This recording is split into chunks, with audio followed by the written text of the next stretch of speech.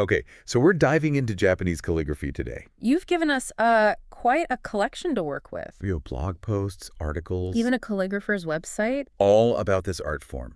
And I have to admit, It seems like you're really interested in this. this idea of readable calligraphy. Readable calligraphy, yeah. It's funny, before I even started looking at all this, Yeah. I just kind of assumed all calligraphy was readable. Right, but you would, yeah. And I started seeing all this stuff about seal script and cursive script. Oh, yeah. And then it hit me. Mm-hmm. There are these whole styles that are Yeah. basically impossible to read if you don't know them. Yeah, they're indecipherable if you're not Right. in the know. To the untrained eye. Yeah, exactly. So we're talking about Japanese calligraphy being illegible. Yeah. We're talking about these older styles, right? Yeah, and the history of Japanese calligraphy Mhm. is really tied up with, like, ancient Chinese scripts. Okay. So imagine trying to read English. It's, like, written in the style of old English manuscripts. Uh-huh. It's beautiful, but it's practically a foreign language. That's a great analogy. It really is. So like the 5 main styles of calligraphy we saw Yeah. in that blog post by that art gallery owner. Which one was that? Oh, yeah. That was The seal script, clerical script, Yeah, seal script, clerical script. semi-cursive, cursive, and regular script. Out of all of those, only that regular script, Kosho the kaisho. is really easy to read for modern readers. But even then, Right. you get into the sosho, Oh, the cursive style. which is like super cursive. Yeah, sosho can be tough. Yeah. Even if you speak Japanese. Even for fluent Japanese speakers. Yeah, It's wild. it's like a secret code in the language itself. And then you get the evolution of Japanese scripts. Oh, don't even get me started. You mentioned hiragana, Yeah. like the phonetic alphabet One of them, right. that has gone through all the standardization over the years. Exactly. And so when you find older calligraphy. That uses earlier versions of hiragana. Okay. It can feel like you're reading hieroglyphics. Wow. I mean, you throw in the influence of post-war avant-garde trends in Japan, Right. and suddenly legibility takes on a whole new dimension. That's where things get really abstract. Really abstract. I was so fascinated by that part, how those post-war calligraphers were so influenced by Western abstract art Yeah. that they started doing all that non-character writing. Yeah, they did. So instead of like writing specific words, they would just use brush strokes to express emotions and ideas visually. Wow, pushing boundaries. It's like a shift from language to pure visual art. Yeah. It's like, imagine a Jackson Pollock. Oh, yeah. But with brushstrokes. And with the weight of like centuries of calligraphy tradition behind it. No wonder this whole concept of readable calligraphy I know, right? is causing a stir. You know what I mean? It's a huge debate. It's like this direct response. It is. To all of this abstract stuff. Right. To put it back to the words. Yeah, it's pretty revolutionary. I think so. Don't you think? Yeah. It's like almost revolutionary. It really challenges those assumptions Right. about calligraphy, especially in a culture that's so into tradition. Right. And that's where this guy comes in. Udo Yoshi enters the picture. Yeah. Have you heard of him? The calligrapher whose website you gave me. Yeah, that's him. He's like a leading voice. He is. He's like the spokesperson. With this whole movement. Yeah, he's really into it. It's fascinating how he's like, yeah, calligraphy is an art form, but it shouldn't be impossible for the average person to understand it. It's a good point. You know, And especially now. it makes you think about digital communication. Oh, yeah. And like texting and emails and all this stuff. Absolutely. Like there's an urgency to it. There is. You know what I mean? It's like he's trying to save it. Yeah. Yeah. We got to save calligraphy from the digital age. From the digital age, exactly. And it makes you wonder. It does. If there's some kind of generational thing going on here. What do you mean? Like, do people who grew up Oh, I see what you're saying. around traditional calligraphy Yeah. with all the complexities, do they see it differently than younger people who maybe want something. who want art they can connect with right away? It makes sense. You know? It's a good point. What do you think? I think you're right. Yeah. I think you've hit on something. It's not just about the looks of it. It's about the connection. It's about how we connect to art. And that brings us to one of the most interesting parts What's that? of this whole readable calligraphy debate. Yeah. Family. Oh, interesting. Like Udo Yoshi was saying, some calligraphers want to They want to make art. make art that their grandkids can understand. Their grandkids can read. It's like this human element to this whole art debate. I know. It's not just about the brush strokes. Yeah. It's about sharing something meaningful Exactly. with people you love. It's like, if that's making some calligraphers go towards readability, What else is at play? what else is going on? Right. But it's not an easy road, is it? What do you mean? Udoyoshi was saying how hard it is. Oh, yeah, there are challenges. To make readable calligraphy. That's both, good-looking. That looks good, yeah. Artistically valuable. Right. And easy to read. Yeah, it's not easy. Like, one of the biggest problems is that... What is it? There's just not that much history of it. Not a lot of precedent. Yeah, this whole idea of using modern Japanese... In a legible way. In a legible calligraphic style. Right. It's so new. Brand new.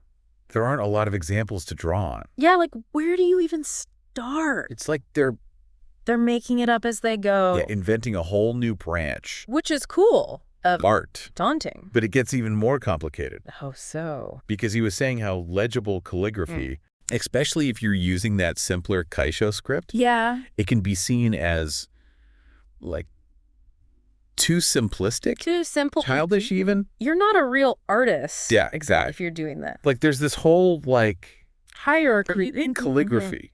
And if it's too easy to read... You're at the bottom. That's not good enough.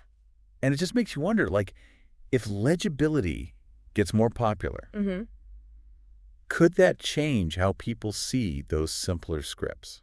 That's a really interesting question. You know what I mean? Yeah. Would it raise their status? Yeah, would it make them... everybody likes? More prestigious. Maybe. And then there's the whole unlearning thing. Oh, yeah. Like, if you're a calligrapher and you've spent your whole life... training. Mastering these intricate scripts. Yeah. And now you're supposed to do something totally different. And unlearn everything. Yeah, like, how do you even begin to do that? It would be so... It's like rewiring your brain. So these readable calligraphy artists are... What are they doing? They're not just creating art. They're also having to deal with expectations. Cultural expectations. And even fight their own habits. That's muscle memory. It's kind of amazing. Yeah, it's pretty impressive. And it feels like this push for writability could really change the future of calligraphy. I think so, too. In some pretty big ways. Big ways. But before we get into that, we should probably look at... what the traditionalists think. Yeah, like, what are their arguments? Yeah, what are they saying? Against legibility. Because they definitely have something to say. Well, that art gallery owner's blog that we mentioned earlier actually had some pretty interesting arguments from that side of things. And from the traditional side. Yeah, like for a lot of those folks, the beauty of calligraphy is not just about the words themselves, but about those abstract forms. Right. And like the energy of the brushstrokes. So it's like an experience. It is. It's a visual experience. It's like a dance between the ink and the paper. Where you don't even really care if you can read it. And the legibility is kind of secondary to the overall like aesthetic. Almost like you're just looking at. It's about the feeling. It's the shapes. The feeling, yeah. And for those people, readable calligraphy might just seem... too simple. Way too simple. Like dumbed down. Like why even bother? Exactly. It's like they're saying, why not just type it? Exactly. If you're just going to make it that simple. If it's just about reading it. Are we missing something then? That's the question. By making it... Are we losing the art? So easy. By focusing too much on making it readable? That's a good question. Yeah. And to be fair, artistic movements, they don't really evolve in a straight line. There's always going to be. There's always push and pull. Pushback. Disagreements. Different perspectives. It's what keeps things interesting. Right. And speaking of pushback. Yeah. Udoyoshi was saying.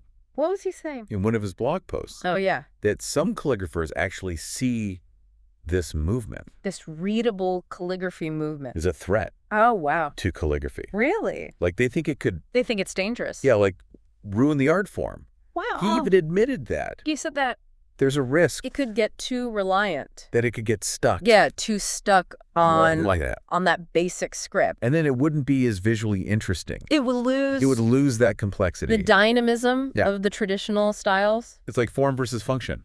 That's exactly it. You know? Yeah. If you're too focused on making it readable, do you lose what makes it art? Do you lose the artistry? Do you lose that connection to the history and the masters? And that feeling you get. Yeah. When you're like deciphering this beautiful, complex script. Yeah. It's a tough question. It is a tough question. How do we find that balance? Balance these things. Between form and function. Yeah. How do you make calligraphy beautiful and meaningful?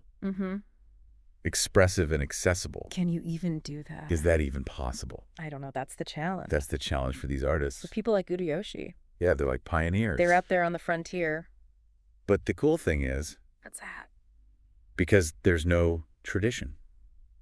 No rules. They can kind of make their own rules. They can define. It's exciting. It is exciting. That's like a blank canvas. It really is. You know? Yeah. To redefine what calligraphy can be. In the 21st century. Yeah. It's pretty cool. Maybe. Like Odeyoshi said. What did he say? This whole readability thing. Oh, yeah. Could actually make calligraphy more creative. More creative. Because they have to find new ways. New ways to express themselves. To express themselves, yeah. Within the limits. Within the limits of legibility. Of readability. Sometimes limits can be good, right? Sometimes you got some boundaries. You got to have some... To push against. To push against. Otherwise, you're just floating around. So maybe readable calligraphy isn't about replacing the old ways. Right. But more about... Expanding. Yeah, adding another layer. Another layer. To that rich history. To this huge history of calligraphy. Exactly. That's a good way to put it. I like that. Not erasing the past. But building on it. But building on it. Finding new ways to connect with people. With a wider audience. So that it can keep going. And keep the art form alive. For future generations. It really makes you think. About what? Like in 100 years. Oh, wow. Are people going to look back and be like, this was the time when... And calligraphy changed forever. When it got readable. It's like a little renaissance. A calligraphy renaissance. And maybe it'll inspire other art forms. Oh, that's a cool thought. You know? To look at their own conventions. Yeah, their own conventions. And see if they need to change. And find new ways to... To connect with people. Yeah, especially in a world that's changing so fast. Constantly changing. Speaking of connections. Yeah. We talked a lot about... About family. The family ties and wanting to connect. With your kids and grandkids. Grandkids. Right. But isn't there a bigger thing happening too? Like what? Like culturally. What do you mean? Like everyone's more aware. Oh, about accessibility? Yeah, about making art more accessible. More inclusive. To more people. Making sure everybody can enjoy it. It's like art is becoming... More democratic. Yeah, more democratic. Yeah. Not just for the elite anymore. Not just for the experts. So it's not just about family. Grandparents and grandkids. It's bigger than that. Yeah. It's about making art for everybody. For everyone to experience. Yeah. It's pretty cool. It's a beautiful idea. It makes you wonder. What do you wonder? If we're going to see more artists making their art... More readable. More direct. Yeah, more straightforward. Clear. So that everybody can understand it. Or will there always be a place for art that's more... More difficult. Challenging. That makes you think. That makes you work for it. Yeah, that you have to decode. You have to put in the effort. To understand. Yeah. Can you have both? Can those two things exist together? I don't know. That's a really good question. It is. It's probably a little bit of both, right? Yeah, I think so. I mean, art is a reflection of... Art reflects life. Human experience. And life is full of... Contradictions. Complexities. Uh-huh. We want to be challenged. Yeah. But we also want to connect. We want something new. We want something familiar. But we also want... But also... Something familiar. It's the yin and yang. Push and pull. Those opposing forces. That makes it all so interesting. That's what makes the world interesting. That's what makes art interesting. Exactly. Yes. It's the tension. The tension. That makes it beautiful. It's like we're back where we started. Back to that question. About readability. Will it change calligraphy forever? Or just add to it? Yeah. Is it a revolution or an evolution? No easy answers, I guess. Not really, but... But I think we have a better understanding now. I think so, too. Of all the different sides. All the nuances. Yeah, all the nuances. And this whole debate. It's fascinating how much goes into it. I know. It's not just about... Like, how much history. The way the characters look. The artistic expression. It's about people. The family connection. How we connect with art. Even generational shifts. Yeah, it's all tied together. I liked how you talked about that tension. Oh, yeah. Between, like, different ideas. Like what? Like being accessible versus being exclusive. Right. Or tradition versus trying new things. Tradition versus innovation. Yeah. It's what makes art interesting. It's that push and pull. That back and forth. It keeps things moving. Keeps it dynamic. It's like a dance. It is. It's like a dance. Maybe that tension is what makes it so powerful. It's like on one hand you have... You have those old scripts. Those beautiful scripts that nobody can read. Full of mystery. But then you also have... This need to share. Yeah, this need to connect. To connect with people. To make people understand. And that's where readable calligraphy comes in. It's not about getting rid of the old stuff. No, it's about adding to it. It's about making it more approachable. More accessible. But without losing base of it. The essence of it, yeah. Exactly. That's the question, isn't it? Can you tell? Can you bridge that gap? Between tradition and the future. Between legibility and artistry. It's a tough one. Something to think about. Something to keep in mind. As you explore. Whatever art form. Whatever art you love. Remember that tension. That creative tension. Embrace the challenges. The disagreements. The uncertainty. Because that's where the magic happens. That's where new ideas come from. That's where you find your own aha moment. Your own perspective. And maybe you add something new. To the conversation. To this ongoing conversation about art. About meaning. About what it means to be human. And that's what's so great about this. About diving deep into these topics. There's always more to learn. Always more to explore. Always more to share. It's been a great conversation. I've enjoyed it. Me too. Thanks for joining us. Thanks for having me.